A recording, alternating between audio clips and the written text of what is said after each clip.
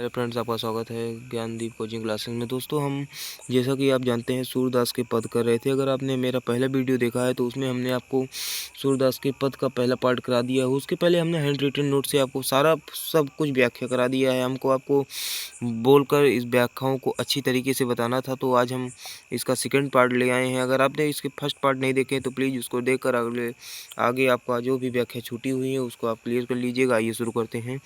इसमें क्या है कि एक जो सखी और दूसरी सखी से क्या कहती है कि साखी री मुरली लीजो चोर। इसके पहले यहाँ 5 नंबर तक कर लिया था, 6 नंबर करना था कि साखी री मुरली लीजो चोर, जिन गोपाल कीन्हो अपने बस में प्रीत सबन की तोर, छिन एक घर भीतर निस बासर धरत कबहू न छोर, कबहू कर कबहू अधरन कटी कबहू खोसत जोर। इसके बाद अगले पेज में है, तो पहले हम इसमें व्याख्या बताएंगे, तब उसके आगे उस पर चलेंगे तो आपको बताएंगे। तो देखिएगा, साखिरी एक सखी दूसरी सखी से कहती है कि मुरली लीजो चोर, चलो हम श्री कृष्ण की मुरली को चुरा लेते हैं। जिसने को गोपाल मतलब श्री कृष्ण को, कीनो मतलब कर लिया है, अपने मतलब अपने, बस मतलब बस में, जिसने श्री कृष्ण को अपने बस में कर लिया है, प्रीत मतलब प्रेम, सबन मतलब सबकी, की मतलब की, तोड़ मतलब तोड़कर, जिसने श्री सबकी प्रेम को तोड़कर श्री कृष्ण को अपने बस में कर लिया है, चलो हम उनकी मुरली को चुरा लेते हैं। छिन एक घर भीतर, छिन मतलब हर समय, एक मतलब एक, घर भीतर मतलब घर के अंदर व बाहर, निस्बासर निस मतलब रात, दिन बासर मतलब दिन, रात दिन, धरत कबहू न छोड़, कभी भी छोड़कर नहीं रखते हैं। छिन एक घर भीतर, छीन हर समय, घर भीतर, निस दिन हो चाहे रात हो, छीन हर एक भीतर, वह अपने मुरली को कभी भी अपने से दूर रखते ही नहीं हैं। कबहू कर, कभी हाथ में कर मतलब हाथ होता है, ध्यान दीजिएगा। कबहू कर, कभी हाथ में पकड़ते हैं। कबहू अधरन, अधरन मतलब होठ, कभी होठों पर लगाए रहते हैं। कट कबहू खोसत जोर, और कभी कभी तो अपने कमर में खोसे रहते हैं। अब इसके आगे आइएगा, नेक्स्ट पद्यांश पर देखते हैं। देखिए, आपको दोस्तों इतना अच्छे से बताया जाएगा कि आपका हर एक पद्यांश क्लियर हो जाएगा। देखिएगा, उसके बाद है,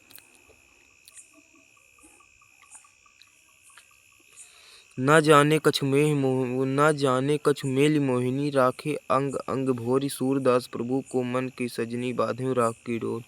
न जाने, मुझे यह नहीं पता चलता है कि कुछ क्या, किस चीज़ ने, मोहिनी मुरली ने कौन सा ऐसा मोहिनी मंत्र मार दिया है कि राखे अंग अंग भोर, की श्री कृष्ण के अंग अंग को उसने प्रेम के धागों से बांध लिया है। सूरदास प्रभु को मन की सजनी, सूरदास जी कहते हैं कि प्रभु के मन की सजनी ने उन्हें राग की डोर में बांध लिया है। अब आइए नेक्स्ट पद्यांश पर चलते हैं। पद्यांश नंबर 7 है कि ऊधो मोह ब्रज बिसरत नाही। इसमें क्या कहते हैं कि उद्धव कहते हैं, अरे श्री कृष्ण से उद्धव कहते हैं कि हे उद्धव, मुझे ब्रज की यादें नहीं भूलती हैं। हे उद्धव, मुझे ब्रज की यादें नहीं भूलती हैं। वृंदावन के गोकुल वन और उपवन और सघन कुंज की छाई, वृंदावन के गोकुल वन और उपवन और वहाँ घने पेड़ पौधों की छाया मुझे दिन रात सताती है, वह मुझे नहीं भूलती है। प्रातः समय सुबह होते ही माता जसवंत, माता यशोदा और मतलब और होता है, और नंद देख सुख पाओत, और नंद बाबा हमको देखकर अपनी आंखों को सुख प्राप्त करते थे। माखन रोटी दही सजाए, माखन रोटी और दही को एक थाली में सजाकर, अतिहित खात सवाओत, अति मतलब अत्यधिक, अतिथि मतलब प्रेम, साथ मतलब साथ, खवाओत मतलब खिलाती थी। अत्यधिक प्रेम के साथ मुझको खिलाती थी। कौन? माता यशोदा खिलाती थी। गोपी गौल बाल संग खेलत, गोपी और ग्वाल बालाओं के संग खेलते खेलते सब दिन हंसत सिरात, सारा दिन हंसते खेलते मेरा बीत जाता था। सो श्री कृष्ण जी कहते हैं।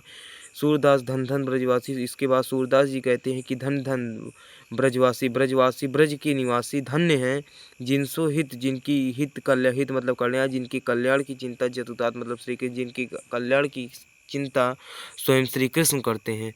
अब ये नेक्स्ट पद्यांश पर चलते हैं।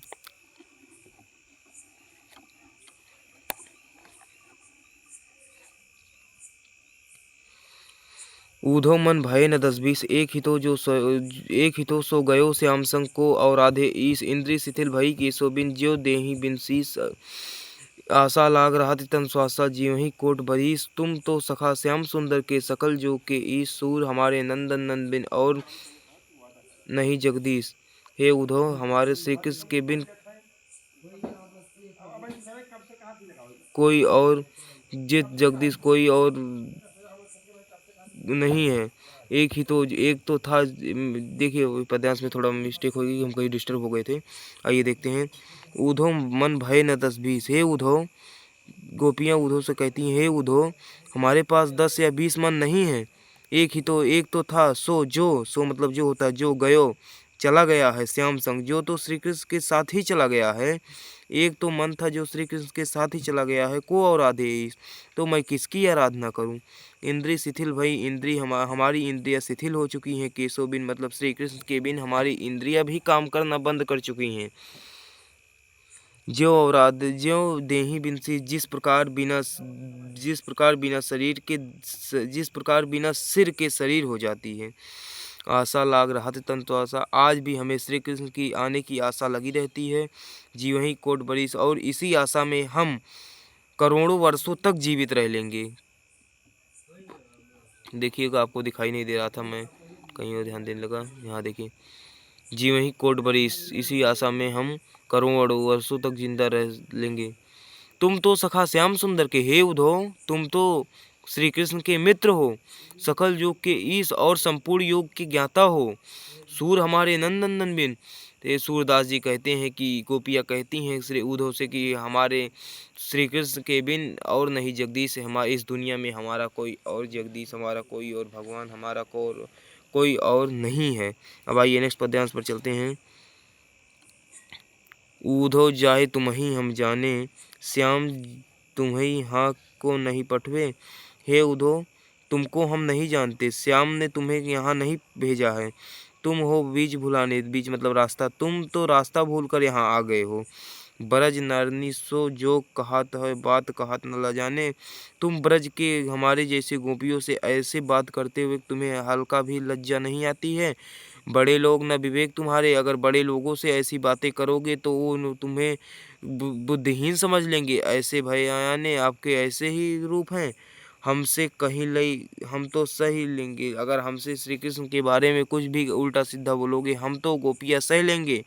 जीव गुण लेहु सयाने, क्योंकि हम अभी सयाने हैं।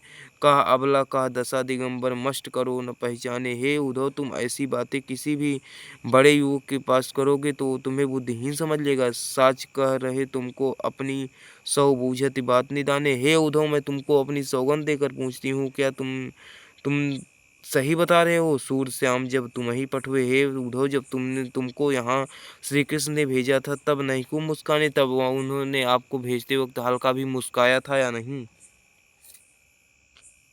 अब आइए नेक्स्ट पद्यांश पर चलते हैं।